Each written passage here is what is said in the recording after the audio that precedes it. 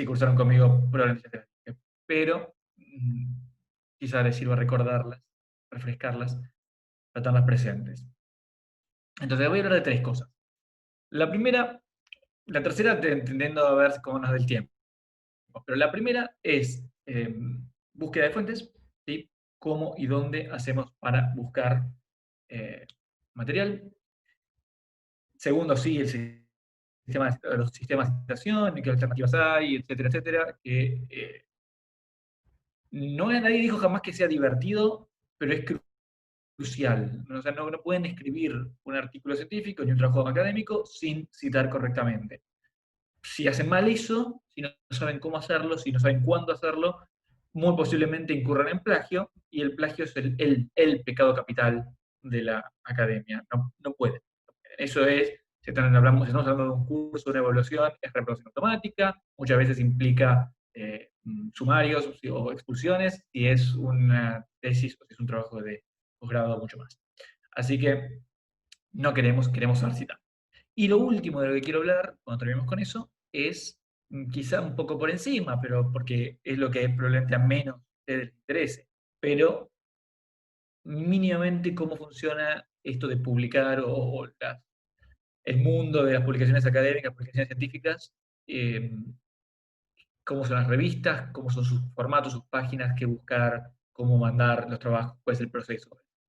Esto último, como digo, les va a servir solamente a aquellos que alguna vez tengan interés en algo en el mundo científico, que puede ser cualquiera de ustedes, honestamente, aunque típicamente no se esfuerzan a hacer algo así, sino que aquellos que de una u otra manera participan de académicos, o sea, aquellos que no necesariamente son profesores full time o académicos o investigadores full time, pero que a una pata tienen en ese campo. Ahora, eso lo dejamos para el final. Vamos por sí, y antes de empezar quiero decir algo que me quedó colgado la vez pasada, no lo dije al final, pero que debería haberlo dicho, es una tontería, pero que vale la pena decirlo. ¿Se acuerdan que la semana pasada estábamos hablando o hablamos de eh, varias herramientas más técnicas y errores habituales en cuestiones de gramática y de ortografía, problemas de coherencia y de cohesión? Hablamos de más o menos cómo ir dándole forma y cómo ir escribiendo más concretamente el texto. Hay una cosa que no dije porque me olvidé y no me dio tiempo, después me las gracias, pero que es básico, la revisión. Para que todo lo que dije la vez pasada funcione, tienen que revisar. ¿Sí? Ningún texto académico, sea por un examen, bueno, un examen no tienen tiempo de revisar normalmente, a veces es una cosa corrida, pero si se pone una entrega, una monografía, por un trabajo de investigación final, para una tesis o para un paper mismo, nada conviene mandarlo apenas terminamos de escribirlo. Una vez que terminamos de escribir, necesitamos revisar lo que hicimos, porque siempre, incluso cuando tenemos más o menos claras las reglas, incluso cuando nos dedicamos a esto, digo, yo más o menos alguna idea tengo, soy editor, me dedico a estar viendo esas cosas todo el tiempo y aparte soy obsesivo por una cuestión de personalidad, con la cuestión gramatical, y aún así, escribo algo, lo releo y digo, no, la verdad acá tendría que cambiar esta palabra, acá repito dos veces en el mismo renglón lo mismo, acá me faltó la coma. A todos se nos pasan esas cosas. Entonces, siempre es recomendable la revisión. Y para ser quizá todavía más eficaces con esto, la revisión, yo diría, es recomendable esperar un tiempo antes de hacerla. No terminar de escribir e inmediatamente revisar. A veces no tenemos tiempo de esto, pero si es un trabajo complejo, que tiene un margen de tiempo importante para hacerlo, yo le diría que esperen hasta el día siguiente, o que esperen algunas horas antes de volverlo a ver. Porque cuando nosotros estamos escribiendo, tenemos en nuestra cabeza ya todo el guión, tenemos todo armado, tenemos las ideas que están de fondo, pero el lector no necesariamente las tiene. Es una cosa que más cuesta, salir de nuestra propia cabeza y meternos en la cabeza del lector. Entonces, tomarse el tiempo para pensar en otra cosa, hacer otra cosa, irse a tomar algo, descansar, trabajar en otra cosa y después retomarlo y releerlo con ojos nuevos, con ojos frescos. Bueno, a ver, si yo me encuentro de lleno, desde cero con este texto, ¿qué me va a decir? Y ver si eso cierra, si tiene coherencia, si no corrimos los errores que les contaba la vez pasada. Todavía mejor, en un caso todavía más ideal, sería que otras personas pudieran revisar el texto, pasárselo a un amigo en el que tengan confianza, alguien que esté en el mismo campo que trabajan ustedes, que más o menos pueda revisárselo por encima, un colega, muchas veces yo mismo con algunos amigos míos que también son profesores o académicos, nos pasamos algo, escribimos, a ver, esto te parece más claro, alguna corrección, porque eso te facilita todavía más eso de salir de vos mismo y ver cómo otro se aproxima al texto. Listo. Es una aclaración mínima que quería hacer que nos había quedado pendiente la vez pasada. Vamos con lo de hoy. Bueno, entonces, el primer punto de lo que quiero charlar hoy es esto de búsqueda de fuentes. Y esto es algo básico que sirve para todos los tipos textuales que estuvimos viendo y para cualquier tipo de trabajo. En general, no hay trabajo académico que no exija usar fuentes. Investiguen un poquito. En la versión más simple usarán solamente las fuentes que le da la propia cátedra, que le dan en las materias, pero en la medida que tengan que investigar ya mínimamente, van a tener que salir de la bibliografía obligatoria, de la listita que ya les damos siempre, y buscar por ustedes mismos. Y para eso hay algunas herramientas. Esencialmente, hay otros formatos, pero la literatura académica más teórica o más científica, probablemente dicha, es o artículos, o sea, papers, lo que estábamos explicando en la primera clase, o libros. Y el grueso de lo que se produce hoy se produce en papers. Sobre esto voy a volver al final, cuando hablemos de las publicaciones, pero típicamente lo que ustedes van a buscar van a ser artículos. Probablemente haya, dependiendo de la dimensión, de la magnitud de su investigación, probablemente haya algunos libros de referencia que ustedes pero más allá de algunos libros importantes, todo lo que sea buscar literatura más actualizada, literatura específica, que aplique a un caso, al caso que a ustedes les interesa, o que trabaje ciertos fenómenos contemporáneos, lo más fácil va a ser encontrarlo en artículos, en paper. Entonces, ¿cómo buscamos esto? Bueno, les comparto pantalla, insisto, esto probablemente ya lo sepan algunos, pero vamos primero con la herramienta más accesible que tienen ustedes, alumnos UCA. Entonces, en la propia página de la universidad, si ustedes van, esta es la página inicial de la universidad, ¿sí? UCA.edu. En la página de la universidad tiene un montón de pestañas, como pueden ver acá arriba, y una es la de bibliotecas. Y si ustedes entran ahí, muy fácilmente, muy accesiblemente, ya lo primero que les aparece, además de todos esos otros botones que llevan a secciones específicas, lo primero que aparece es un campo de búsqueda, es un cuadro para introducir elementos de búsqueda. Ya acá mismo pueden buscar. Esto, a priori, ustedes digamos que buscamos algo, digamos que estamos preocupados por el republicanismo y Rousseau. Cualquier cosa. Entonces, lo primero que hace, bueno, voy a buscar algo más fácil para que aparezca resultados y ustedes puedan ver. Lo primero que hace es buscar en la biblioteca misma. En realidad, en este motor, las búsquedas se hacen en todas las bibliotecas de la UCA. Ustedes saben, o más no sé si saben, porque algunos quizás todavía no pudieron pisar el edificio efectivamente este año, pero en la sede central del campus de Puerto Madero está la llamada Biblioteca Central, ven que acá dice Central de Buenos Aires, bueno, los libros que aparecen ahí están ahí, pero también hay una biblioteca en la Facultad de Teología, están Devoto, que está separada del campus de Puerto Madero, y hay otras sedes de la UCA en Paraná y en otros lugares. En Rosario, si no me equivoco. Entonces, en esas hay sus propias bibliotecas. Acá muestra el de todas las bibliotecas. Entonces, todo esto son libros, artículos, lo que fuere, que están en las bibliotecas. Ahora, esto de acá no nos sirve demasiado inmediatamente, porque como saben, no podemos ir a buscarlo físicamente. Pero acá arriba, ustedes pusieron un término cualquiera, acá arriba, al lado de búsqueda en las bibliotecas, les va a aparecer un botón que dice recursos electrónicos. Si ustedes clican ahí, automáticamente la búsqueda la va a hacer entre todas las bases de revistas a las que está suscrita la universidad. A ver, pues no sé, tal vez no tiene idea de qué estoy hablando.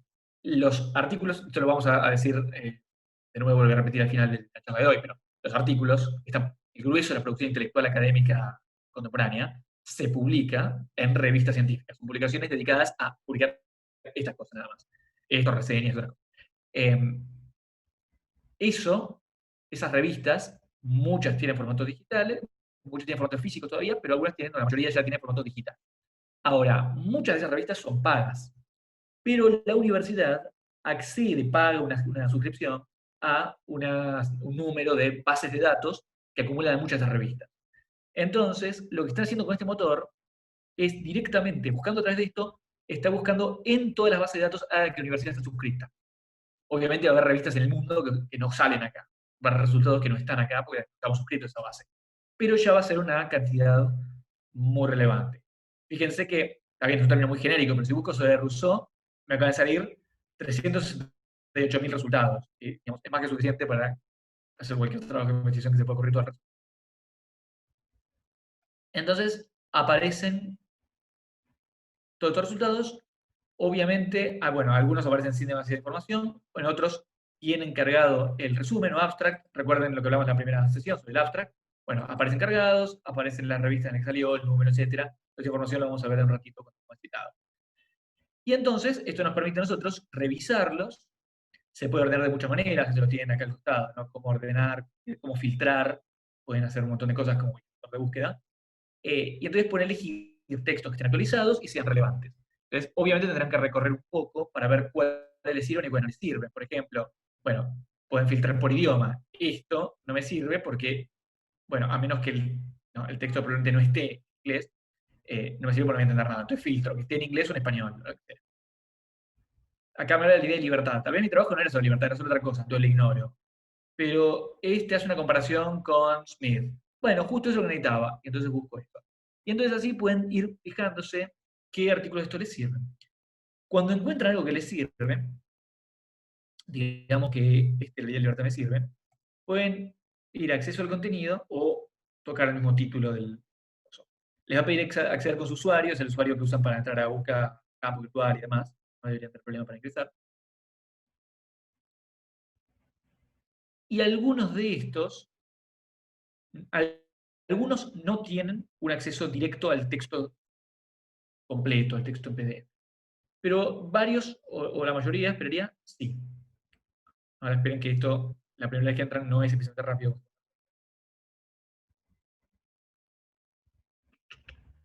Pero cuando cargue, espero poder mostrarles si este tiene un acceso directo.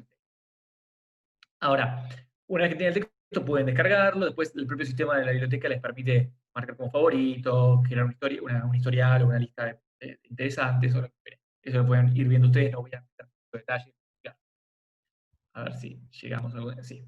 Bien. Entonces ven que acá está toda la información editorial del texto y acá al costado les aparece texto completo en PDF. Insisto, algunos artículos lo que aparezcan quizás no lo tienen disponible. Quizás tienen que entrar a la página misma de la revista y por pero muchos de ellos les van a aparecer el texto completo acá. Entonces ustedes cliquen en el texto completo y automáticamente les muestra el archivo del texto. Ustedes pueden descargarlo o leerlo acá mismo o lo que quieran, ¿no? Y entonces ven que es un artículo con las características que estuvimos discutiendo de la primera semana. Los títulos, el resumen, la autora, con sus características institucionales, introducción, etc. Bueno, entonces ven si les sirve o no les sirve, o lo bajan para verlo después, o lo que quieran, y seguimos. Una salvedad más que quiero hacer antes de terminar con la página de biblioteca es que además, bueno, acá resultaba en su idioma original, con lo cual aparecían todos. Pero, por ejemplo, si nosotros buscáramos eh, elitismo, o no sé, elitismo y pluralismo, va a aparecernos una cantidad de recursos, digamos 491, con esos resultados específicos de estas dos palabras, tengan las dos en el título o en la abstract. Pero si buscáramos en inglés, y esto va a servir obviamente no para este ejemplo, sino para cualquiera,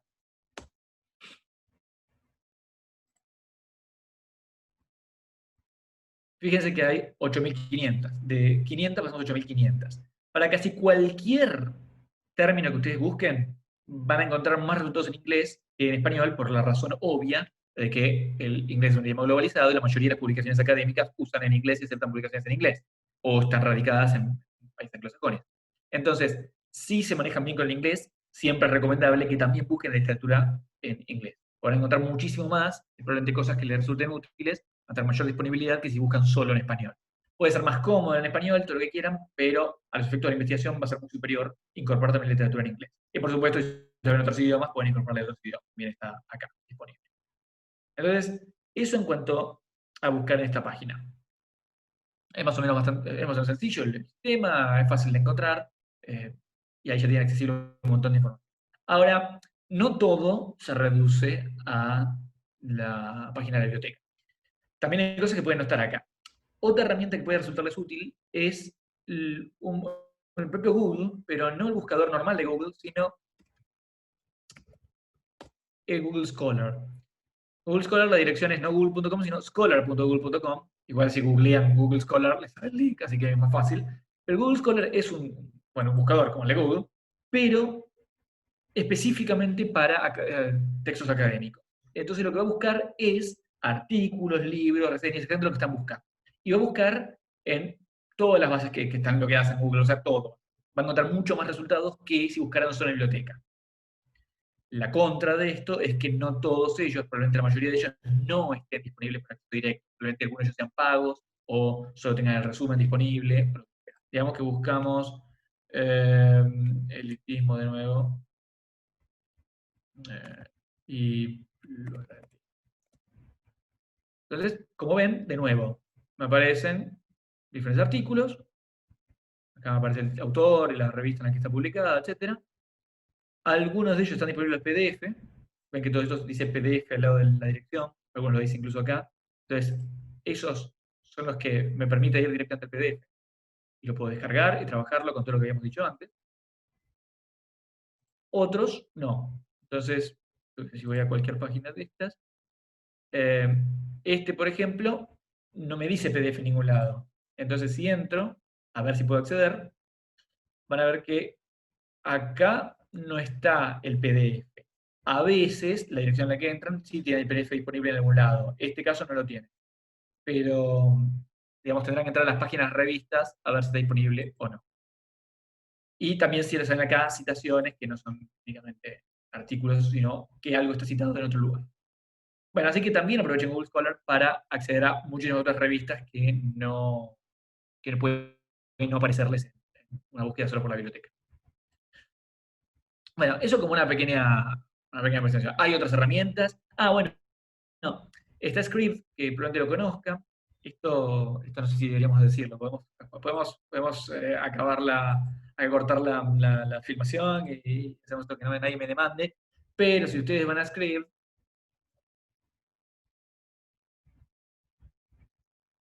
en Script también pueden buscar y también pueden encontrar elitismo, como el elitismo, yo qué sé, y van a encontrar no solo libros en general que se compran, ni artículos que también se puede acceder, a veces pagos, a veces no, sino en esta sección, esta categoría que se llama documentos, casi todos, casi siempre son acceso gratuito, y puede que encuentren cosas que también les sirvan. Así que también busquen, si tienen el tiempo, en Script, que van a poder encontrar algunas cosas que están en el lugar. Bien. Entonces, eso como el tema búsqueda. Ya con eso, digamos, esto no agota, por supuesto, todo lo que tiene que ver con trabajo de investigación. Hay muchas otras cosas que se pueden hacer. Por ejemplo, una recomendación básica y muy razonable, muy intuitiva, es, si encuentran algún artículo sobre el tema que les interesa, fíjense en qué bibliografía usa ese propio artículo. Fíjense qué cita ese artículo y después busquen la bibliografía de ese artículo para ir a leerlo ustedes directamente. Así que hay muchas otras cosas, y hay otros lugares donde se puede buscar, etcétera, pero no quiero dedicarle mucho más tiempo. Creo que con eso ya es suficiente para las necesidades inmediatas de casi cualquier institución, más o menos de corto plazo. ¿Alguien, antes de pasar al otro tema, quiere hacer alguna pregunta sobre esto? Así nosotros segmentamos la charla. ¿Alguien tiene alguna duda sobre cómo funciona esto? ¿No entendió alguna parte? ¿O quiere que la repita?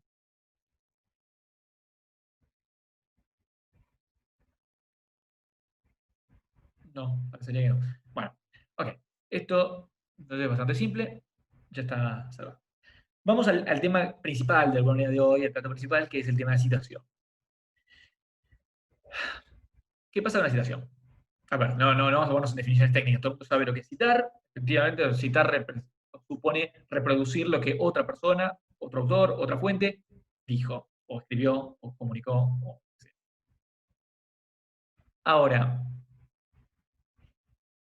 citar bien, como decía al principio de la charla, es crucial para la vida académica porque todo texto académico, casi todo texto académico, es de manera intertextual. Todos los textos se vinculan entre sí, hablan entre ellos. Lo que uno dice, y la ciencia en general, la ciencia es una empresa social. Nadie inventa todo de cero, nadie arranca y dice, bueno, voy a inventar el mundo, voy a inventar la teoría de todo. Todos adquieren una base para lo que van a plantear, para su investigación, para su teoría de otros, y necesariamente están en diálogo con otros que están diciendo o cosas parecidas a las de ellos, o cosas contrarias y quieren discutirlas. Pero siempre hay referencias externas a otros.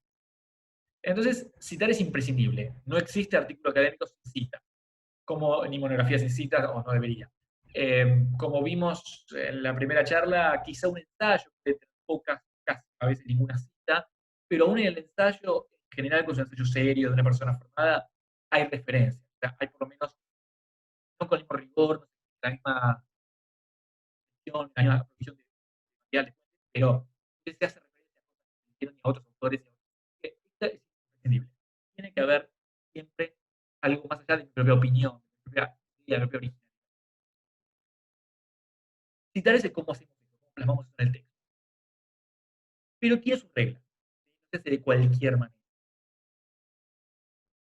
Una cuestión primera y que yo mencioné recién al pasar fue el plagio. Dada esta característica de que la ciencia o un escrito académico avanza siempre necesariamente apoyándose en información o en ideas de otros, la, digamos, el aporte que cada uno puede haber hecho en su trabajo, en su tarea, en su carrera, es invaluable, es lo que aportó, digamos, es el fruto de su trabajo y el valor que generó con su aporte de su vida, ¿no? Al campo científico. Con lo que tomar esas ideas y apropiárselas es algo no solo a un nivel técnico, no solo porque hay reglas que lo dicen, sino a un nivel hasta de las pautas morales mínimas que maneja la comunidad científica, es lo peor que puedes hacer. Sencillamente apropiarte las ideas de otros y que fueran tuyas. Siempre, por supuesto, acá hay una cosa muy tenue, porque si son ideas ya muy generalizadas en el campo, si estamos diciendo, por ejemplo, bueno, digamos que hoy estamos escribiendo un texto de sociología o ciencia política y queremos decir la definición bebería en el Estado. Decimos la definición beberiana del Estado y así nomás, no hace falta que pongamos una cita textual de cuándo Weber dijo la definición del Estado, porque es algo que ya es de conocimiento público, cualquier estudioso en las ciencias sociales. Pero con otras cosas, cuando hacemos referencia a ciertas teorías o ciertas posiciones o cosas más recientes, siempre que sea algún dato relevante que estamos introduciendo, es conveniente indicar la cita. Siempre es preferible poner la cita antes que correr el riesgo de pasar por el propio algo ajeno. Por supuesto, el texto no debería, y esto ya lo hablamos en otras charlas, la primera y la segunda, no debería ser solamente un conjunto de citas, una especie de gran listado de citas donde vos no le pones nada propio. El texto tiene que contribuir algo nuevo, algo original. Tenemos que hacer un propio análisis, comentario, algo. Pero nunca está de más que haya citas siempre que se está planteando una idea importante que no es original, una idea importante que estamos tomando de alguien más. Sea para fundarnos nosotros, sea para oponernos a ella. ¿Cómo se hace esto? Hay dos grandes sistemas generales que serían o el sistema tradicional, el sistema histórico que fue el de nota al pie, o el sistema que tiende a usarse predominantemente hoy en las ciencias sociales, aunque no en todas. Algunas siguen usando en historia, por ejemplo, todavía muchas veces se usa el sistema de nota al pie, en las humanidades a veces se usa el sistema de nota al pie, pero cada vez más y en mayor cantidad de ciencias sociales se usa el sistema de autor-fecha, como se lo llama, o el sistema sintético, que es el que en realidad voy a tratar de explicar hoy, en un ratito. Sepan que existen los dos.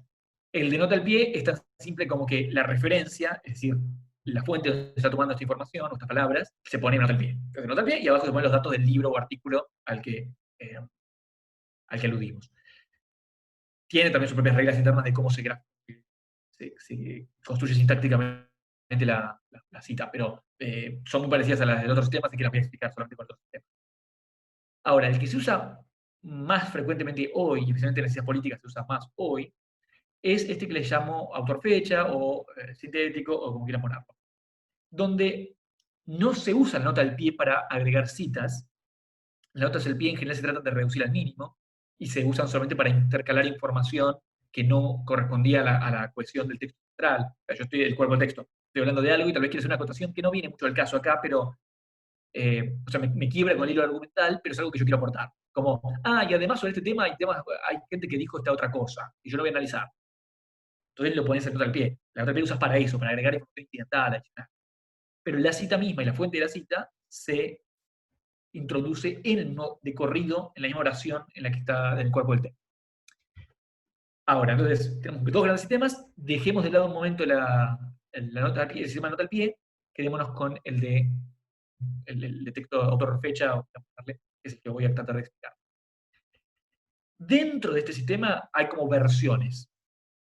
Hay diferentes instituciones importantes, internacionales, que han dado pautas sobre cómo se debe estructurar la cita o la referencia. Hay varias distintas.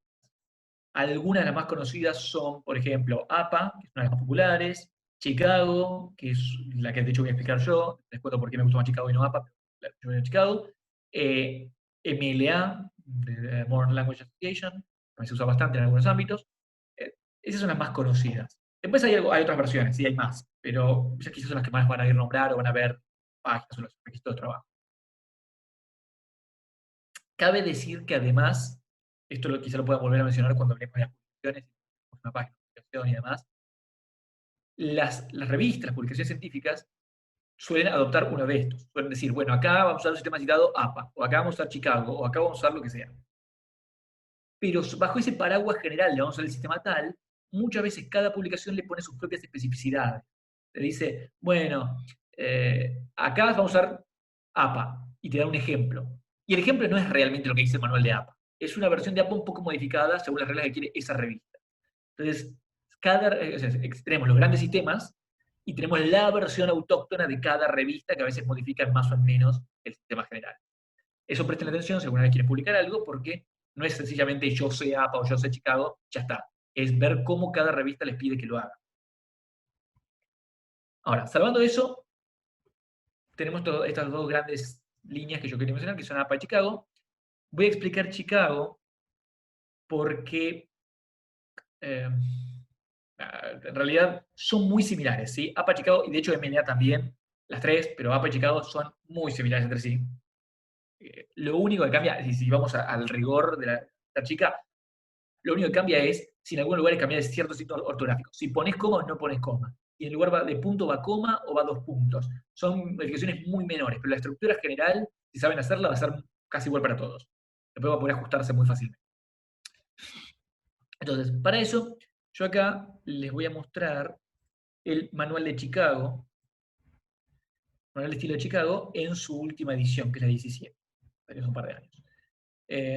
Fíjense, ven, Chicago, manual de estilo de Chicago, edición 17. Yo tengo en inglés, no sé si está traducido en español o si se consigue en español, pero bueno, los ejemplos que les voy a mostrar son de acá, con lo cual van a estar en inglés, pero lo que nos interesa ver no es lo que dicen los ejemplos, sino cómo se estructura la cita, con lo cual no importa si ustedes no están muy familiarizados y no están muy cómodos con el inglés, van a entender perfectamente igual lo que quiero.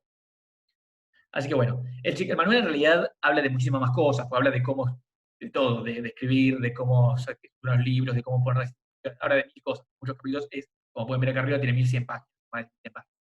Pero a nosotros nos interesa solo un capítulo, que es el 15, que es en el que se explica este sistema. Cabe marcar que en él, o resaltar que en el 14, Chicago también tiene una versión de nota al pie. O sea, Chicago tiene las dos versiones. Hay una versión Chicago nota al pie y una versión Chicago autor fecha.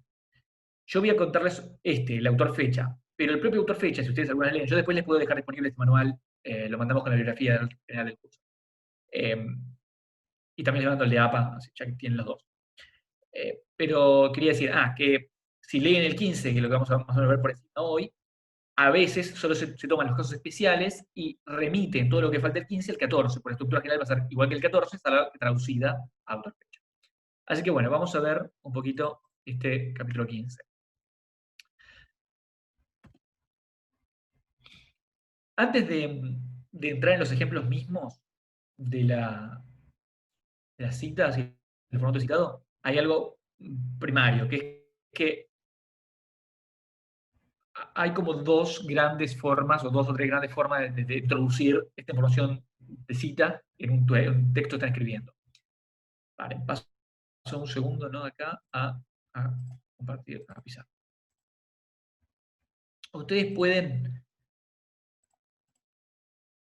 hacer citas que sean textuales. Entonces, ustedes, yo qué sé, vienen escribiendo un texto y ponen, como indicaba Weber, y ponen lo que dijo Weber.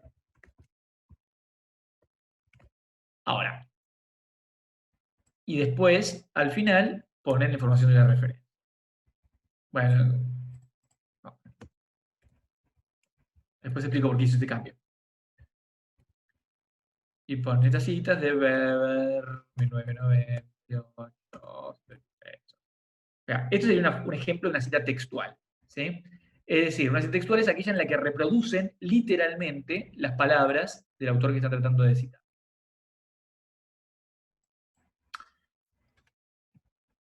Otras veces, lo que van a hacer es una cita indirecta o una paráfrasis. Lo que van a hacer es decir con sus palabras, con las de ustedes, lo que dijo, lo que leyeron ese autor.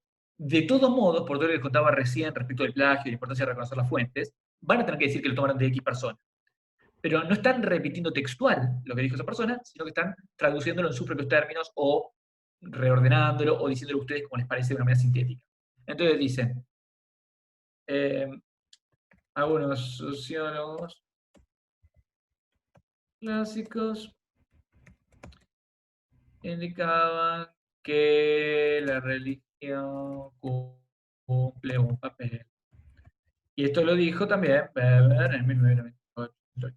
O sea, es el mismo texto, la misma cita, solo que acá no digo literalmente, textualmente lo que dijo, no lo estoy copiando, transcribiendo, sino que estoy diciéndolo yo. Pero de todos modos, cuando termino de decir lo que tomé de esa persona, digo quién lo dijo y dónde lo dijo, para que se pueda ir a buscar a ese lugar.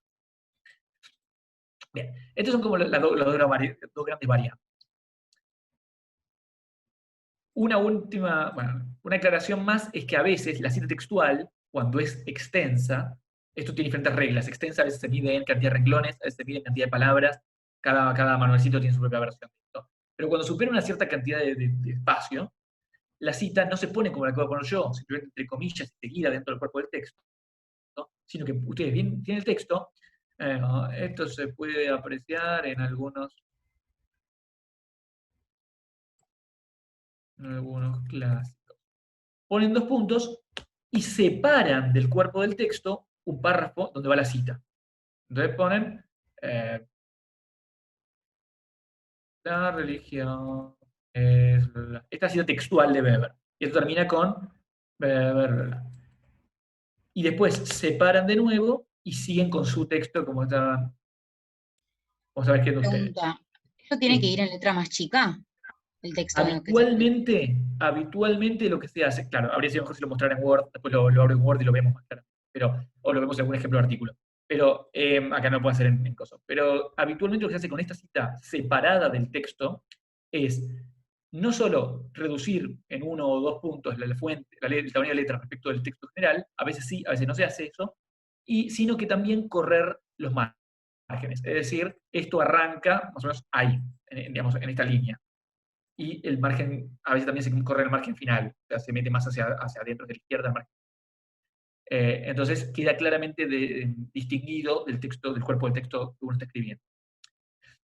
Repito, esto sucede cuando la cita es larga, digamos, unas reglas habituales es 3 renglones. Si la supera 3 renglones, no la ponen de corrido en el texto y siguen hablando normalmente con comillas, pero se separa. Y en estos casos no se ponen comillas.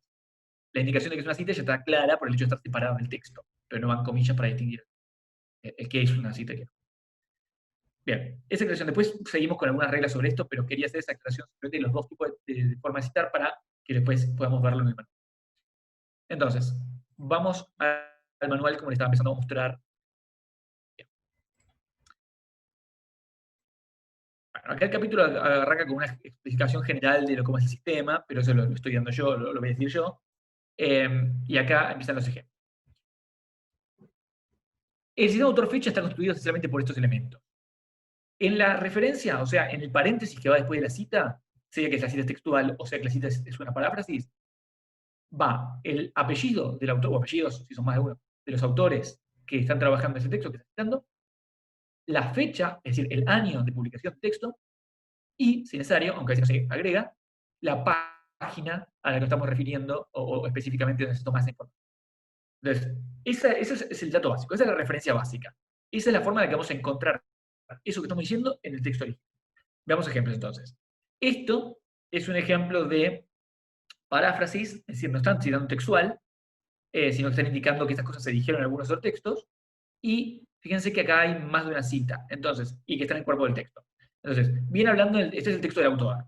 Bueno, otros campos culturales, pasa esto, pasa esto, pasa esto. Algunos que, bueno. Entonces, entre paréntesis ponemos quiénes dijeron estas cosas, o quiénes muestran la evidencia de esto, de quiénes tomamos esta información.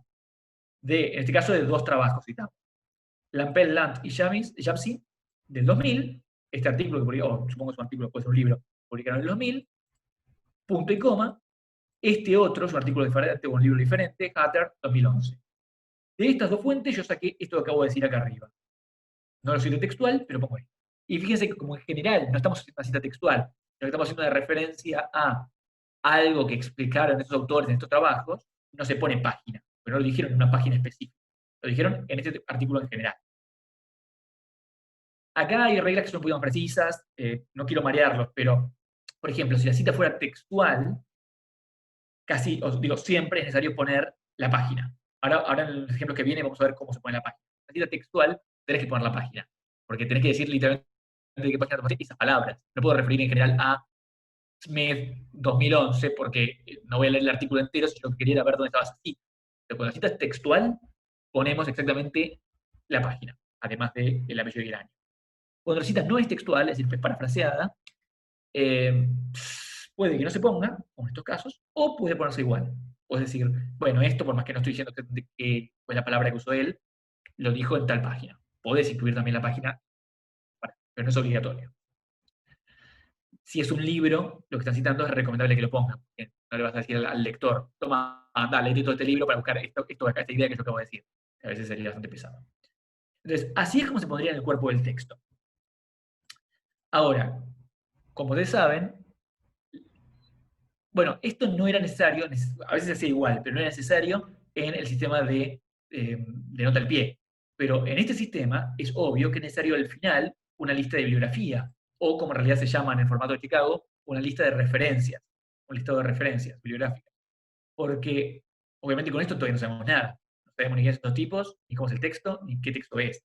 Entonces, esto que es tan fácil, tan sintético en el texto, nos remite al listado de referencias que está al final del artículo. Siempre al final del artículo está esta información para que yo sepa que cuando acá decía Hatter 2011, vaya y vea qué era Hatter 2011. Qué artículo completo era, dónde está publicado, etc. Entonces, obviamente, el sistema no puede funcionar sin el listado de referencias. Entonces, fijémonos la correspondencia. Cómo se ponen las cosas en el texto y cómo se ponen al final el listado de referencias. Digamos que acá citamos a Hatter 2011. Acá, voy a ampliar un poquito, a ver si se ve mejor. Creo que va a ser más fácil. Acá, en el listado de referencias, esto por supuesto, acá hay un salto, ¿no? Acá vendría todo el resto del artículo y esto va al final del artículo. En las referencias ponemos el apellido, vamos a detenernos bien en la estructura de cómo se arma la cita, la referencia. Apellido de autor, se pone primero, coma, el nombre. En algunas versiones van a encontrar en algunas revistas que el nombre no se pone completo, simplemente se pone la inicial, entonces acá sería Hatter M, pero acá están recomendando poner el nombre completo, y yo personalmente recomiendo poner el nombre completo. Punto, acá cada término va a estar separado por puntos, esto es algo que varía en Chicago son comas, por ejemplo, perdón, en Chicago, en APA, comas, pero de nuevo, esto va a ser muy fácil de adaptarse una vez que conozcas la estructura. Punto. El año de publicación se trae acá adelante. En el sistema tradicional de notas al pie, el año era la última cosa que se ponía en la información editorial.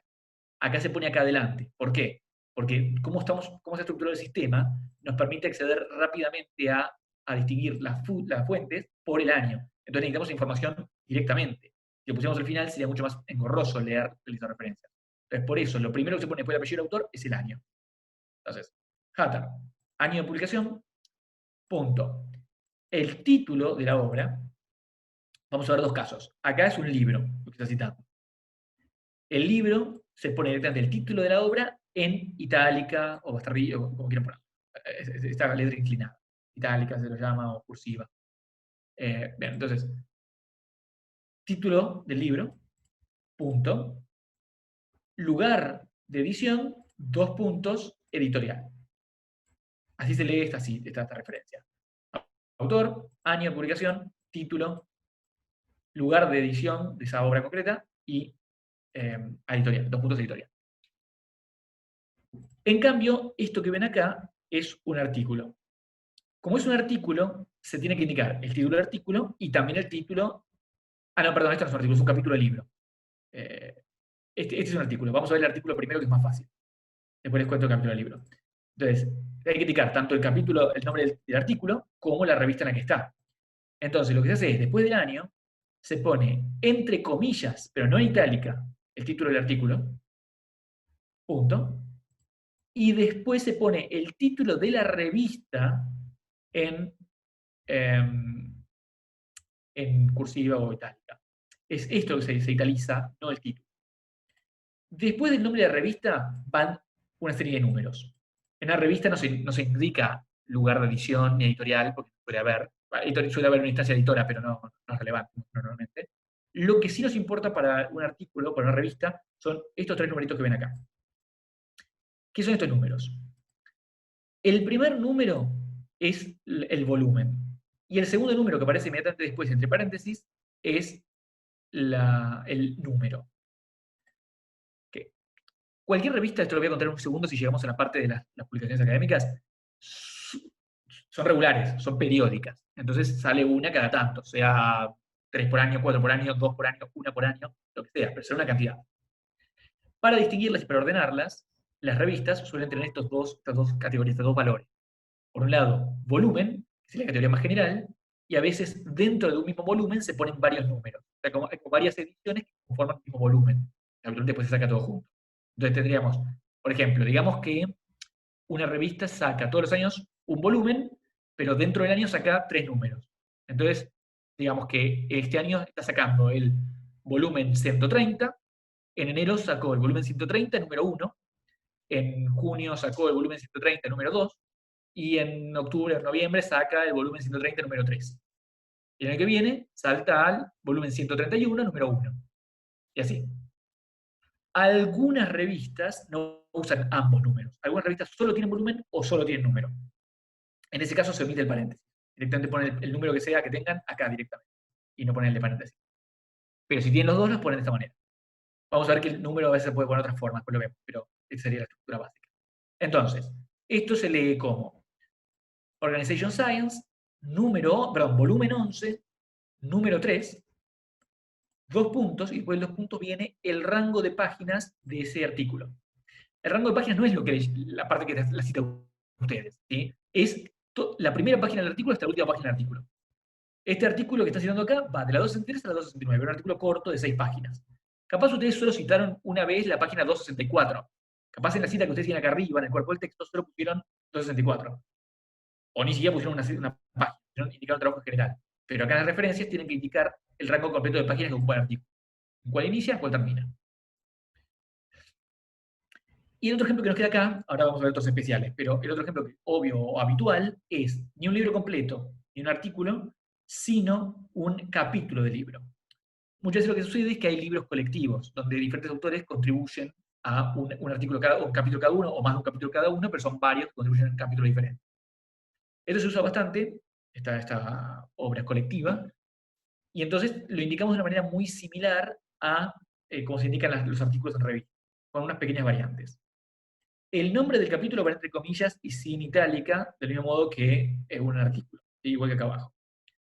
Pero después se pone esto en español sería en, el título del libro, y el título del libro sí va en itálica, así como iba en la revista en el caso del artículo, coma, editado por, y acá esto a veces no siempre es editado, a veces lo que hay no son editores, son compiladores, coordinadores, o lo que sea, pero se pone editado, coordinado, compilado, por, y el nombre de los editores, compiladores, coordinadores, etc.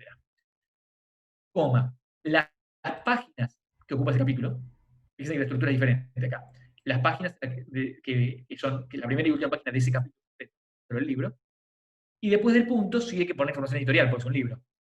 Entonces, lugar de edición, editorial.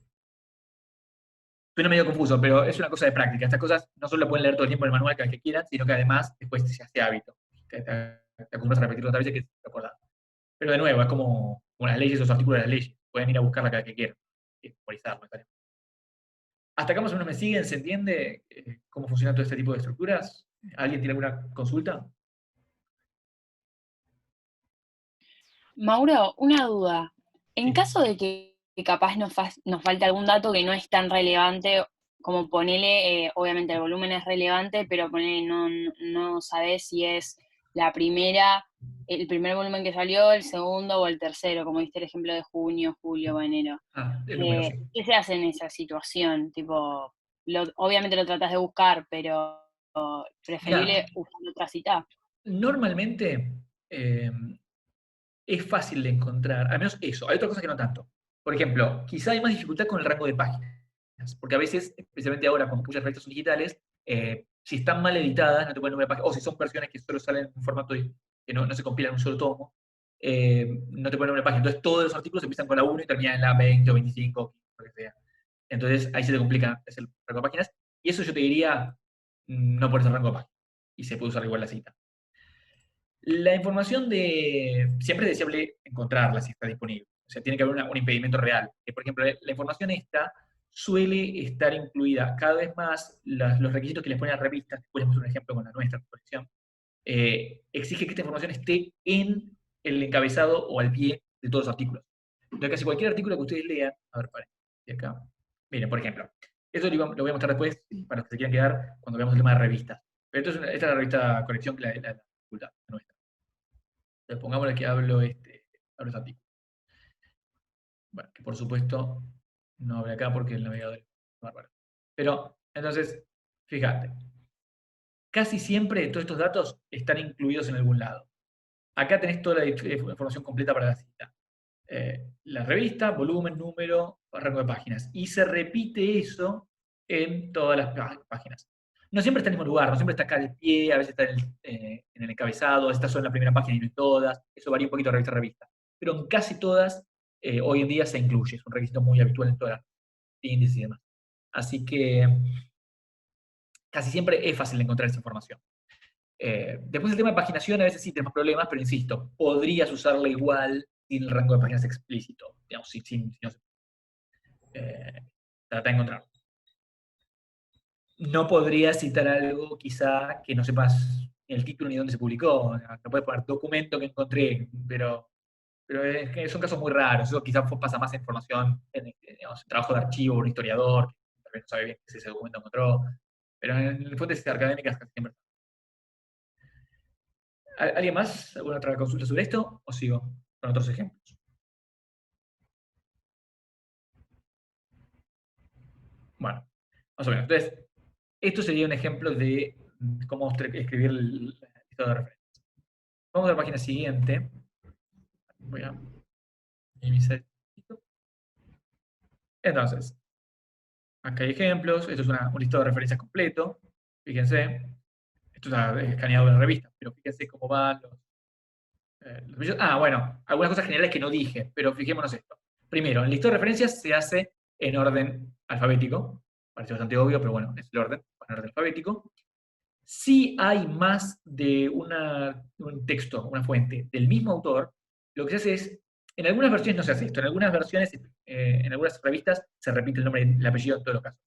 Pero en Chicago al menos lo que se recomienda es reemplazar el apellido en las versiones subsiguientes por esta línea. Después les cuento cómo en Word esta línea, para que tengan referencia, se hace apretando Control Alt y la tecla menos en el teclado numérico. Eso es un M-dash, se llama en inglés, no importa, raya en español. Entonces se ponen tres de esas. Entonces con esta línea, a veces se usan guión bajo, pero el punto es que se reemplace, esto quiere decir, es del mismo autor que la versión anterior. Entonces, Brenner escribió esto en 2011, pero en 2012 escribió, es el mismo Brenner 2002. Y se ponen del más antiguo al último, van en orden cronológico, dentro del mismo autor. Y son varios lo mismo, ven acá, Chávez Mark en 1989, en 1991 y en 2011. Es texto del autor. Otra cuestión interesante. Cuando hay más de un autor, fijémonos este ejemplo que está en la página anterior. Acá hay más de un autor, son tres autores. Lo que se hace es poner esto. Se ponen los tres, tal, tal y tal. Pero esto es un error que, no siempre es un error, porque hay otros sistemas que no lo hacen. En APA esto no pasa, pero en Chicago sí, y a mí me parece del todo lógico esto que voy a decir. El apellido y el nombre se invierten solo en el primero. O sea, Lampel Joseph. Pero después, en los demás, no tiene sentido invertirlo. No tiene sentido, este es el nombre del apellido, Teresa Land. No tiene sentido poner Land, Teresa, Shamsi, llamado. Porque el hecho de invertir el apellido y el nombre es porque acá sí podemos ordenar alfabéticamente y buscar por apellido, que es lo que nos aparecía acá arriba. Yo acá sé que se llama Hattar, no sé cómo se llama el primer nombre. Entonces acá voy a buscar Hattar, simplemente tiene que aparecer primero. Pero no tiene ningún sentido alterar, o sea, invertir el apellido y el nombre en los siguientes autores del mismo título, porque esto no me cambia el orden alfabético, o sea, no me va a cambiar nada. Entonces déjame leerlo en orden natural, o sea, nombre y apellido, tal como estamos acostumbrados a hacer en Occidente. Entonces, no se invierten estos que vienen después, se invierte solo el primero. Si lo invierten no es un error tan grave, y como les digo, hay muchos sistemas que lo invierten deliberadamente, pero a mí me parece que no tiene ningún sentido invertirlos. Entonces se pone apellido y nombre, coma, nombre, apellido y nombre y apellido. Esta coma en español no iría, una cosa muy típica del Oxford. Bueno, la Oxford coma. En fin, entonces eso en cuanto al orden de los autores. Volviendo al tema de cómo ordenar en el listado en general, si volvemos a ese, a ver si me deja, esto no me parece, no puedo pasar de página porque me parece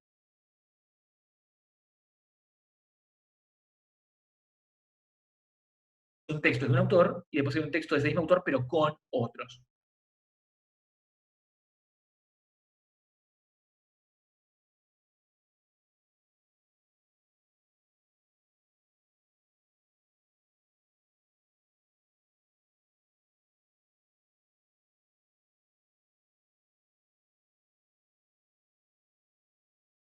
Son dos autores, son diferentes, no puedes incluirlo en la línea, no puedes poner línea y Eva Smith. Si son dos autores y cambió. Mauro, perdón, se te cortó Sí. bastante.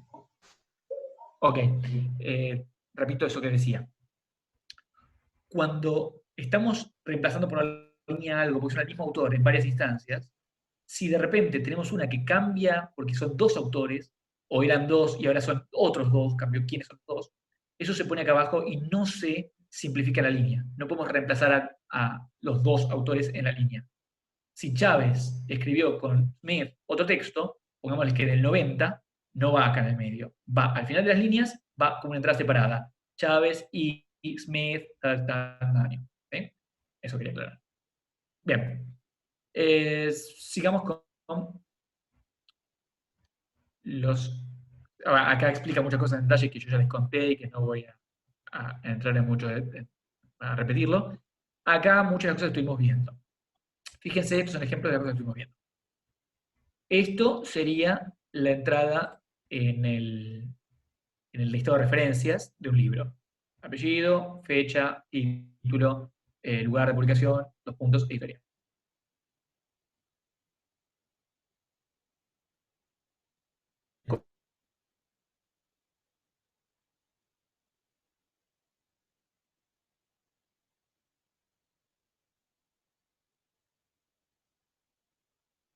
Pero a veces quiero indicar dos páginas separadas, no un rango, no desde la 261 a la 265, sino que esta información que yo dije aparece en la 261 y vuelve a aparecer en la 265. Entonces se separa con comas. Entonces 2012, coma, en la 261 y coma en la 265. Esto quiere decir, en esta obra, en esta página y en esta página, no en todo el rango de las dos. ¿Entienden? A veces cuando citamos, voy siguiendo los ejemplos que hay acá, a veces cuando citamos un libro de un editor, un libro colectivo, no queremos dar solamente un capítulo, como veíamos en el ejemplo de antes. Ponemos este capítulo de esta persona en tal otro libro. No queremos citar el libro entero. Entonces, lo que hacemos así, lo que hacemos en este caso es poner en el listado de referencias como autor, en lugar del autor, a el editor o editora o los editores.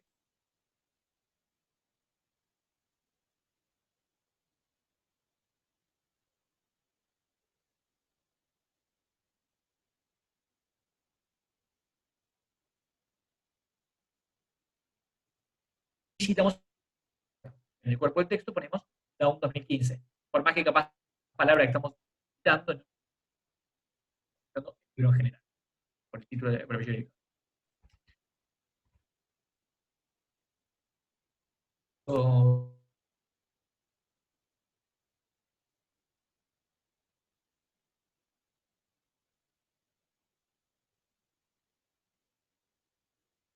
Tal y tal, año, si fueran más, lo mismo. Pero a partir de que son 4, en el cuerpo del texto no se ponen todos los apellidos, como acá Bergman, Bauer y Nold, sino que se pone et al, quiere decir y otros.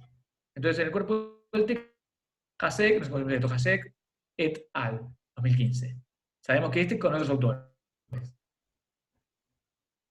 Y después en el listado de referencias sí ponemos a todos los autores individualizados. En el listado de referencias sí pondríamos, bueno, tal, tal, tal y tal y tal, son 4. Pero acá, para simplificar, tenemos eso. Bueno. A veces, si son versiones traducidas, se agrega en el listado de referencias, después de los datos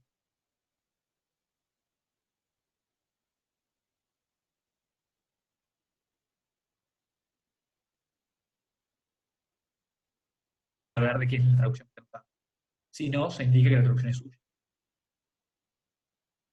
Bueno, entonces ya vimos el caso de un capítulo. Estos son casos de revista. Después hay casos especiales distintos, que yo no voy a detenerme uno por uno porque no estaríamos hasta mañana, pero tenemos casos de, por ejemplo, bueno, esta cosa que ya expliqué. Tendríamos casos especiales que están más adelante de cómo citar, por ejemplo, videos de YouTube, cómo citar grabaciones de audio, cómo citar páginas de internet, cómo citar diarios. Todo eso está explicado acá y yo no voy a entrar mucho en detalle ahora porque, insisto, tenemos muchísimos, pero si después al final quieren quedarse un rato más y tienen alguna particular, se los respondo. Una única cosita me faltó decir, que sí más o menos sería relevante, que es, bueno, o dos. Acá hay varios casos con otras especificaciones que se agregan a la página. Solo quiero decir una de estas, que es esta de acá abajo. A veces ustedes lo que quieren citar es una nota al pie. Cuando quieren citar una nota al pie, se pone la página de esa nota, n, el número de la nota. Esto sería la nota 3, la nota al pie 3, que está en la página 212 de este libro. Acá hay varias otras cosas particulares, pero las pueden ver ustedes. Y la otra que quería decir, aparecía un poco acá arriba,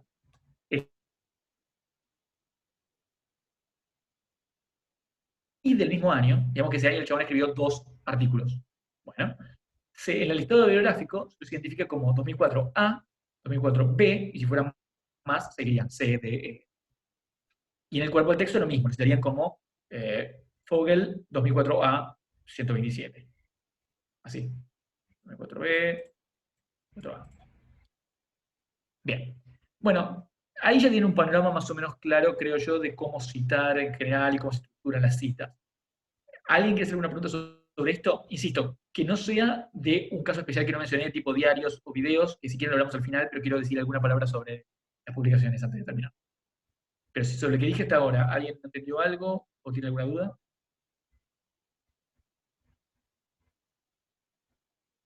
No. Quedó todo clarísimo. Bueno, bárbaro. Y entonces lo último que quería comentarles, estoy seguro que... Esto es importante. Citar bien es fundamental. ¿Sí? Es algo que van a usar no solo porque es bueno saberlo, sino porque es algo que cuesta aprender, que nunca se enseña. Hay muy pocas instancias donde de hecho les enseñan esto en la universidad con el detalle, y lo necesitan saber para cualquier trabajo de demografía, para cualquier trabajo de investigación, para su trabajo de investigación final, que todos ustedes van a hacer, por más que nunca se dediquen a investigar después como académicos o como investigadores profesionales. Pero para el trabajo final, es una condición para recibirse, van a tener que citar necesariamente, entonces tienen que saber hacerlo bien. Es importante entender esto y siempre tener a mano los manuales. Ahora, lo último que quería compartir es esto de... me cambió, bueno, me suspendió la compartir pantalla. Comparto así.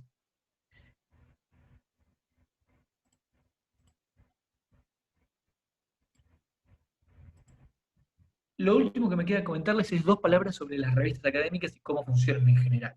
Esto en el caso de... Por un lado les sirve para entender de dónde están tomando las fuentes, va a ser útil. Y por otro lado, en el caso de que alguna vez alguno de ustedes tenga interés en escribir algún artículo académico, publicar. Este vamos a usar el ejemplo de colección, que era, como les decía, la de la universidad, pero la mayoría de las páginas, hay muchas páginas de revistas que son muy parecidas a esta porque usan todos el mismo sistema. El sistema, como ven acá, se llama Open Journal System. Entonces, la estructura general de la página, en muchísimos casos, es idéntica a esta. cambiar el banner, cambiar alguna página, algún nombre acá, algún icono, pero va a ser muy parecida a esta. Otras revistas tienen páginas dedicadas con esquemas diferentes que van a ser un poquito distintos, pero la información va a ser siempre la misma. Una revista académica tiene como propósito fundamental siempre difundir y publicar artículos originales de investigación en algún campo científico. Siempre están definidas más o menos por alguna disciplina, a veces más o menos amplias. Entonces hay revistas sociales que abarcan el campo, yo digamos, de antropología, sociología, historia, y tal vez toma todo eso. Algunas son más acotadas y revistas publican solamente cosas de ciencias políticas, y a veces son todavía más acotadas, son temáticas. Entonces, son revistas solo sobre estudios de gobierno y administración, o son estudios solo sobre estrategia militar, o son estudios solo sobre religión, etc. Entonces, obviamente tienen que saber cuál es el target, cuál es el ámbito específico de las revistas estas. Pero el contenido de revista casi siempre va a implicar, bueno, acá tenemos un dossier. Un dossier es un conjunto de artículos que se preparan sobre un mismo tema, y hay una hilación entre ellos. Si no, a veces aparecen así, como artículos separados. Van a tener una cantidad de artículos de dos autores diferentes, todos ellos accesibles, ahora vamos a ver alguno. Y la otra cosa que suelen publicar las revistas es reseñas, que es algo que charlamos también en la primera reunión. A veces van a encontrar algunas categorías distintas que artículos, reseñas y dossier. A veces van a encontrar otros títulos para las secciones, por ejemplo, ponen notas o investigación o a veces usan títulos distintos. A veces las revistas publican, por ejemplo, conferencias o charlas que se dieron en su universidad, también a veces aparece, pero el grueso de las revistas casi siempre lo constituye esto, los artículos. Como les decía, es el principal vehículo de difusión y de publicación de la información científica hoy. ¿Cómo se hace para publicar un artículo? Bueno, en cualquier revista hay un proceso, cualquier revista académica seria, relevante, hay un proceso de lo que se conoce como referato. Es decir, los artículos vos no los mandas a la revista, al editor de revista, y él le dice, sí, me gusta, y lo publico. Sino que un artículo científico tiene un proceso de evaluación por pares. Es decir, cualquier trabajo que se manda, digamos, yo mando un artículo a esta revista, eso, primero, indudablemente, los miembros del comité de revista, el editor, su consejo de redacción, lo que fuere, lo revisan una primera vez. Pero suponiendo que ellos no tengan ningún inconveniente, no deciden ellos publicar o no, sino que se manda a especialistas en ese campo. Digamos que yo escribí este artículo sobre ruralismo actual y político. Entonces, que de hecho lo escribió Marco Novaro, así que... entonces, se manda a la revista, y la revista lo que hace es buscar gente que haya investigado sobre ese tema, que esté en ese campo, que sea especialista, y le manda el artículo anonimizado, le manda el artículo sin saber quién es el autor, es decir, quién es el autor, borrando toda la información personal, para que el evaluador dé un dictamen. Entonces, los evaluadores de las revistas, anónimamente siempre, se emiten sobre ese artículo que se les envió. Te dicen, sí, me parece que está para publicarlo, o no, me parece que hay que rechazarlo. O, lo que es lo más habitual, sí, pero requiere algunos cambios, y enumeran correcciones posibles. Acá le faltó citar a tal autor, que es importante, esto no está claro, acá se aparta del método, acá hay un error en esta tabla, le hacen correcciones. Entonces después los editores le remiten a los autores para que den una versión revisada. Y a veces esto atraviesa varios ciclos. Se revisa una vez, van a evaluar de nuevo, se revisa otra vez. Así la cantidad de rondas que es necesaria hasta que el artículo es o bien aceptado finalmente, o bien rechazado y no se publica. Entonces, la importancia de todo esto, es que es lo que nos da garantía de que el trabajo que se publica sea riguroso y fundado y no sea cualquier cosa. No se publica a los amigos, no se publica algo que me cae bien a mí, se publica algo que autoridades o especialistas del área han refrendado como valioso, un aporte.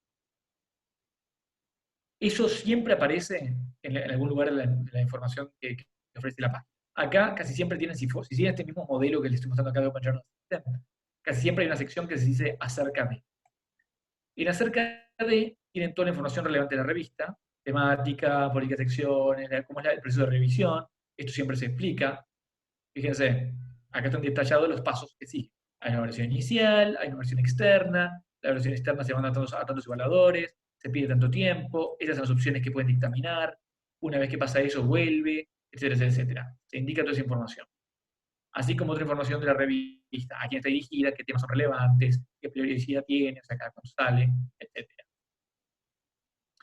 Toda esta información es importante saberla de la revista para saber antes a dónde mandar, ¿no? Si interesa mandar a esta u otra, bueno, tengo que saber si estoy mandando una revista que tiene algo que ver con el tema que yo trabajo.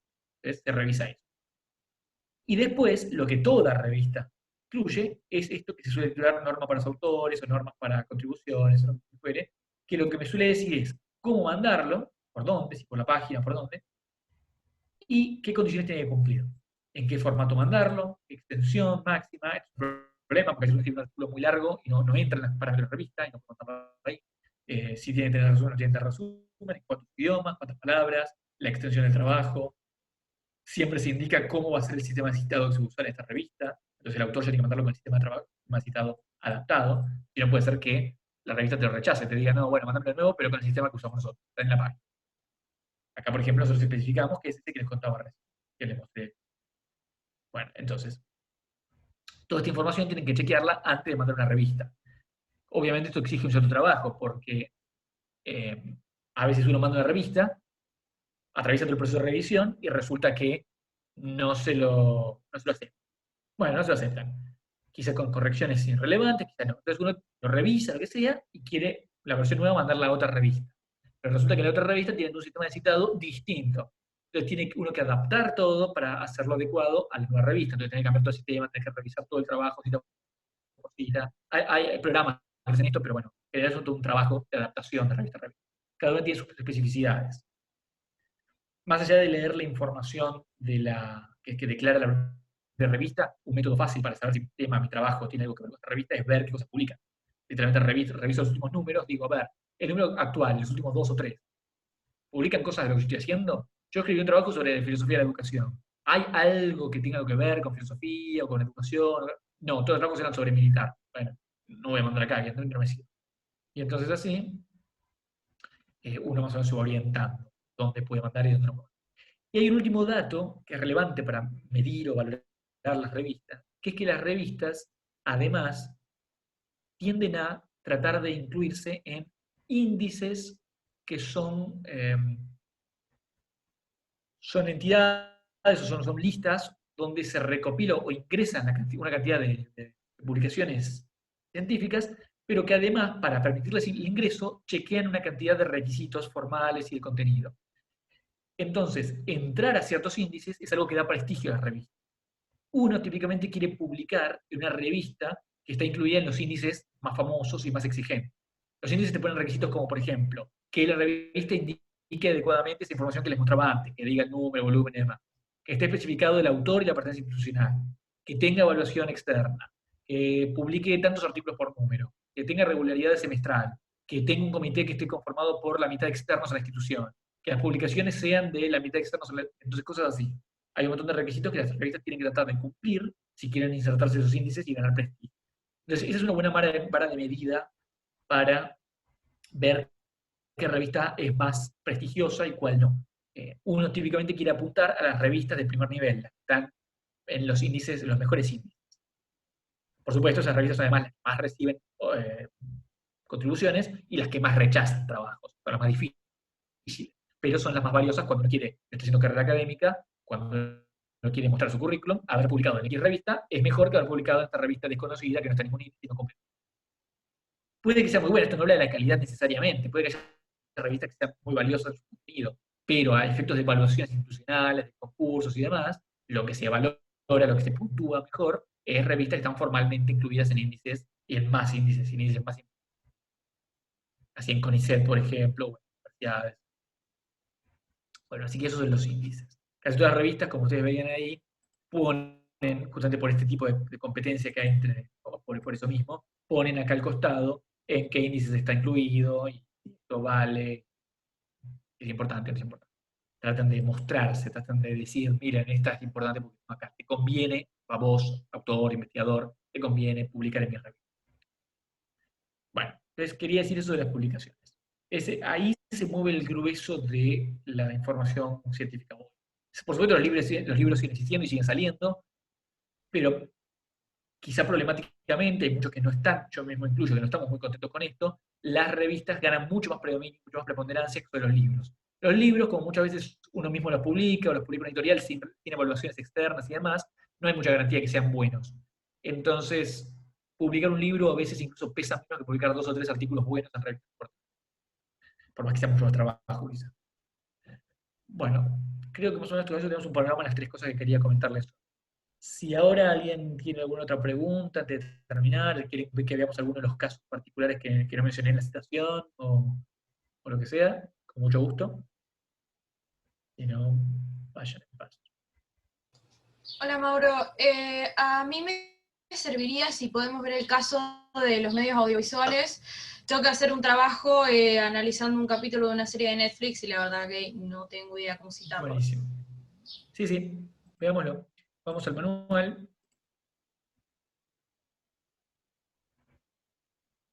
Acá empieza con los casos especiales, ¿no? Lo de la página lo digo solamente porque después les voy a dejar el manual, entonces después quieren chequearlo por sí mismos, porque obviamente nosotros no vamos a poder ver todo ahora, o quieren refrescar, pueden ir a verlo. Pero a partir de la 908 empiezan los casos especiales. Bla, bla, bla. Seudónimos, editores, títulos, libros. Acá, por ejemplo, esas cosas que me preguntaban antes, no hay fecha, por ejemplo. Entonces se pone, no hay fecha, NF sería en español, acá es NF. Todavía no salió.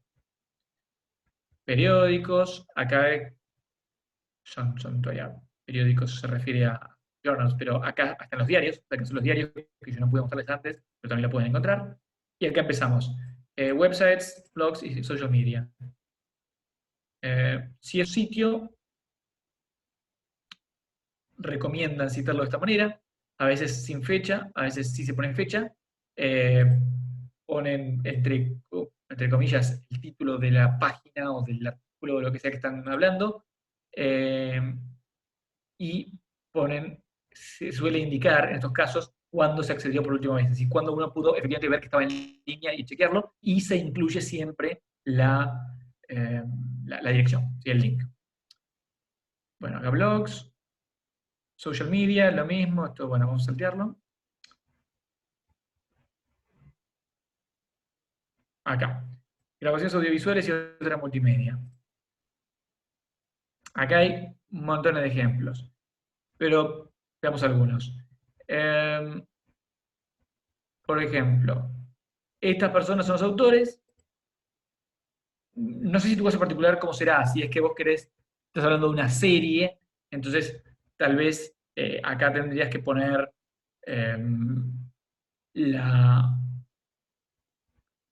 puedes poner como autor al propio Netflix, o podés poner como autor a los productores o editor, o puedes poner como autor el título de la serie. Pero el punto es, se fecha, si es posible fecharlo. Ahora veamos si encontramos uno que se aproxime a lo que acá. Miremos este, por ejemplo. Autora, año, título. ¿Cuándo se filmó? ¿En dónde? Es una charla TED. Esta es la duración. Y esta es la dirección, link para conectar. Esa sería una versión. Otra sería poner, por ejemplo, si encuentro acá una que sea... Acá se pone el conductor de una orquesta.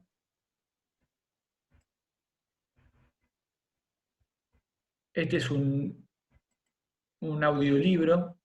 Se pone el autor, ponen los datos del audio y cuánto dura y demás. Acá pone una canción. Rihanna, vocalista, año, título de la canción, featuring, qué formato de archivo usaron, track 1, título de la canción. El sound, está el soundtrack de Angry Birds. A veces se pone, bueno, son canciones.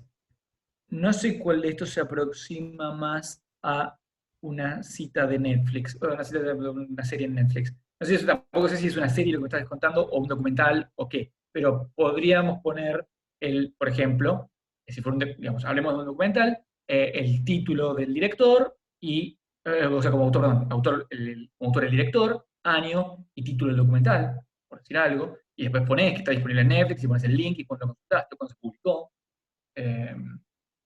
Y así, en realidad, versiones adaptadas de esto se encuentran para todas las fuentes digitales. ¿sí? Puede ser una conferencia que se dio y ustedes vieron en YouTube, o puede ser una canción, como vimos ahí, o puede ser un discurso político, pero de nuevo ustedes accedieron a él, sea porque lo vieron en televisión, o lo vieron en una página de internet, o lo vieron en YouTube, o lo vieron en cualquier lado, o tienen disponible un CD, no sé cómo se dice como CD. Todas esas cosas se indican en esta información, más o menos con los formatos que ustedes pueden encontrar acá. De nuevo, vean cuáles les resultan más apropiados a ustedes, y después, obviamente, siempre hay algún margen de adaptación acá. Tampoco estas reglas son tan tajantes como para que si ustedes no pusieron una coma ante el título del libro, está todo mal. Lo que importa es que entiendan la estructura general de cómo se articula, y después, si pusieron antes el cuándo accedieron y después la dirección web, o antes la dirección web y después cuando accedieron, nadie les va a decir nada, no es un problema real. ¿Sí? Lo importante es que esté disponible, que figure la información relevante para identificar la fuente. Esa es la traducción. Perfecto, ¿Alguien muchas más tenía gracias. ah, ¿Alguien más quería ver algún caso concreto o tenía alguna otra pregunta? Sí, más que nada preguntar sobre digamos, la publicación para la vida académica como, o sea, el reto, o si quiere, el objetivo, si hay alguna recomendación, porque uno al empezar un trabajo, digamos, tiene que ir a un cierto lugar donde sepa que lo van a remitir, porque de cierto modo, no sé si es el trabajo el que se concursa, también la personalidad o no, porque a mí lo que había entendido también que hay muchos, digamos, títulos, digamos, uno no puede publicar siendo nadie desde ese lugar. Mira, en, en las revistas académicas en general no está demasiado ese problema. Al menos, a ver, de nuevo, revistas hay muchísimas, muchísimas. Pero hay de todos los niveles, ¿sí? Tenés de primerísimo nivel, que son conocidas a nivel mundial, que están radicadas en Estados Unidos o alguna universidad importante europea, y que todo el mundo que publicar ahí publica los grandes nombres, y probablemente uno que recién empieza no va a mandar ahí porque va a estar rechazado. No tanto va a ser rechazado porque eh, no sea una autoridad, porque no quiere decir que solo se publican autoridades ahí, se publica cualquier persona, pero va a ser rechazado más bien porque el volumen es muy amplio y probablemente uno no pueda competir con la calidad de lo que se puede. O sea, los mejores tipos, los más formados, mandan ahí. Entonces, eh, no es que te rechacen por no ser nadie, no ser una autoridad, sino que por competencia salís perdiendo en general, efectivamente. Aparte tienen tasas muy altas de rechazo, ya dan la mitad o más de la mitad de lo permitido. Pero siempre hay revistas disponibles. Entonces, uno al principio no apunta a la de primer nivel. Uno no apunta a publicar en la revista de Estados Unidos. Uno apunta a publicar al principio en una que sea mínimamente seria, que no sea cualquier cosa, que la revista que están editando mis amigos en el garage, que sea una revista que no tiene apoyo institucional, que está en algún índice, aunque sea mínimo, que no sean los más famosos, y que más o menos valga la pena poner en el currículum eventualmente, pero que tenga pretensiones menores o que tenga un estatus menor. Pero en general, salvando esas que digo del primer nivel, donde el problema es la competencia feroz, en las demás no hay realmente una exclusión porque uno no sea conocido. Uno recibe cosas de personas a veces importantes. Recién les mostraba como colección, publicamos algo con Marcos Novaro, que es muy importante en Argentina, y está al lado de otros autores que cuentan su carrera académica, digo, no son que no sean nadie, pero que no son famosos ni mucho menos. No hay realmente una exclusión de quienes no son famosos. Las personas que recién inician también pueden mandar trabajos. En general, y para eso el sistema de evaluación, el sistema de referato doble ciego. Todo el sistema está diseñado para tratar de excluir consideraciones de quién es la persona que manda. Se evalúa, el mejor de los casos se evalúa puramente en virtud de la calidad del trabajo. Por supuesto, este es el ideal al que se aspira. Siempre hay interferencias. Si en el mismo periodo me llega que un tipo arregloso de entrevista, capaz los editores dan prioridad al trabajo y el tuyo lo posponen para otro número. O tal vez no solo se evalúa la calidad, sino que los evaluadores también se permiten dar sus propias opiniones. Entonces, como lo que escribiste no les gusta a los evaluadores que actualmente crecieron, te rechazan no porque esté mal el trabajo realmente, sino porque a ellos no les parecía. Esas cosas siempre juegan y los científicos no son humanos, son todos perfectos y solo tienen en mente el crecimiento y conocimiento. Muchas veces se filtran sus propias identidades, sus propias preferencias, sus propios valores. Pero globalmente hablando, yo te diría que no hay problema de acceso. Casi cualquiera puede publicar. Lo que sí es, esto tiene que estar muy claro, cualquiera que usted quiera publicar alguna vez, para todos nosotros, para los que más o menos trabajamos en esto ya hace tiempo también, el rechazo hay que naturalizarlo, hay que aceptarlo.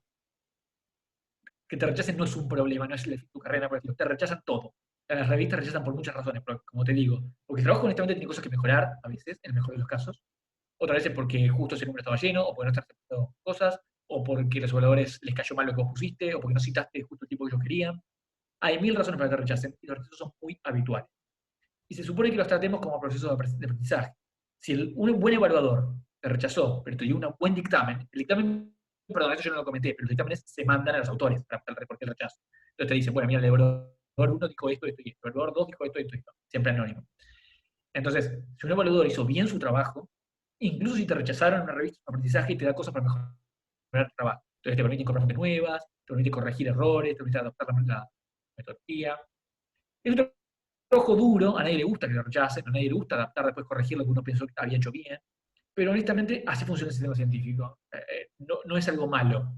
Entonces, si alguna quiere mandar a algún lado, no se desanimen porque al principio sean rechazados. Pueden ser rechazados una, dos, tres veces. Yo mi primer artículo me lo rechazaron creo que 2 veces. Recién la tercera que mandé me lo aceptaron a una revista distinta, ¿no? Obviamente. Le había hecho algunas adaptaciones, había aprendido algo en medio. Algunos rechazos en mi carrera yo los consideré, y esto le puede pasar, esto no es una cosa mía. Cualquier académico que le pregunte va a decir lo mismo. Algunos rechazos siempre los sentimos como injustos. Digo, mira, la argumentación del evaluador es cualquier cosa, la verdad no sé qué hizo con esta evaluación.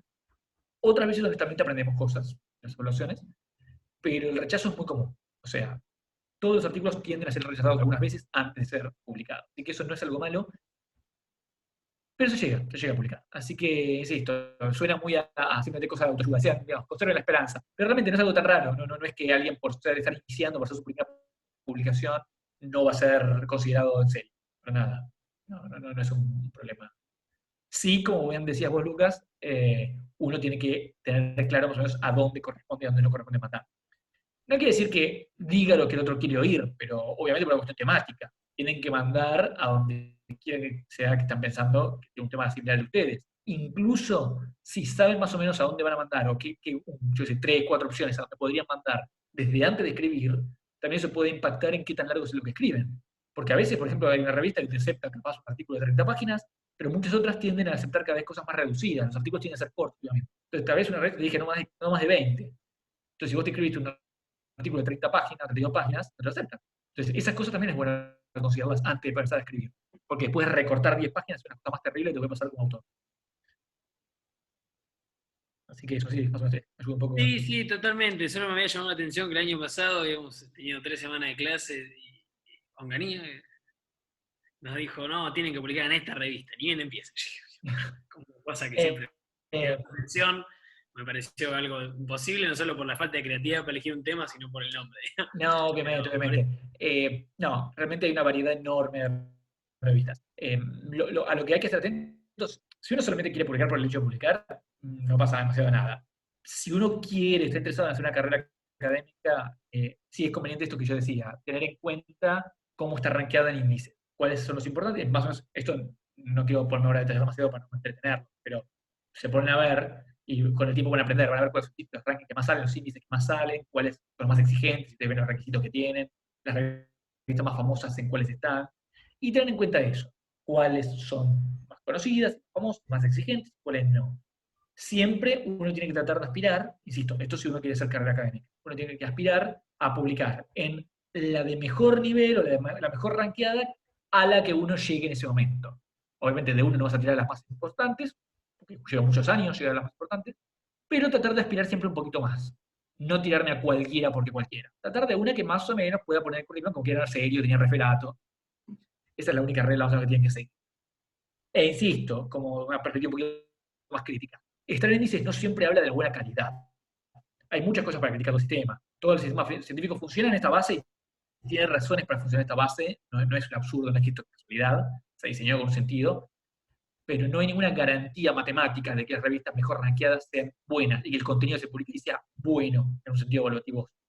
No siempre lo que digan ahí va a estar siempre correcto, o los autores van a ser siempre inteligentísimos y originales. No. Eso es una evaluación separada. Pero por lo menos los requisitos que los índices ponen te garantiza que mal es algo que está tratado con seriedad, que tiene evaluaciones de otros pares y que estamos en el ámbito del establishment académico, y no somos marginales dentro de la academia. No sé si alguien más quiere decir algo. Ya estamos en 1 hora y media, así que Si no, bueno, vamos cortando si les parece. Bueno, entonces, muchas gracias, Mauro, por estas 3 sesiones y gracias a todos los que las usaron y se quedaron. Espero que les haya servido y que realmente les haya gustado. Realmente no hay muchos de estos elementos a lo largo de la carrera, así que cada vez que surgen estas posibilidades de los talleres de redacción, siempre es bueno aprovecharlos. Sí, muchas gracias, Mauro. La verdad que sí, fue re útil. Me alegro mucho. Bueno, gracias por estar. Nos vemos. Y otra cosa, les vamos a, porque me acaban de preguntar por el chat, ahora después, como así como les mandamos los links a las reuniones, le vamos a mandar también distintos manuales y cosas por el estilo que cuentan con bibliografía. Sí, cierto, me olvidaba. La bibliografía. Después les paso, para que les paso a las chicas del centro para que después les reenvíen, yo qué sé, 2, 3, 4 manuales, más o menos de redacción en general, para los temas que vimos en las clases pasadas, o las charlas pasadas, y les mando también, como hablamos hoy, los manuales más actualizados de APA y de Chicago para que también los puedan usar de referencia cuando tengan que necesitar. Así que eso. Después si cualquiera de ustedes en algún momento tiene alguna duda particular o alguna cosa, pueden escribirme en mi mail, no hay problema, hablamos. Bien, adiós. Bueno, muchas gracias, chao. Muchas gracias. Chao.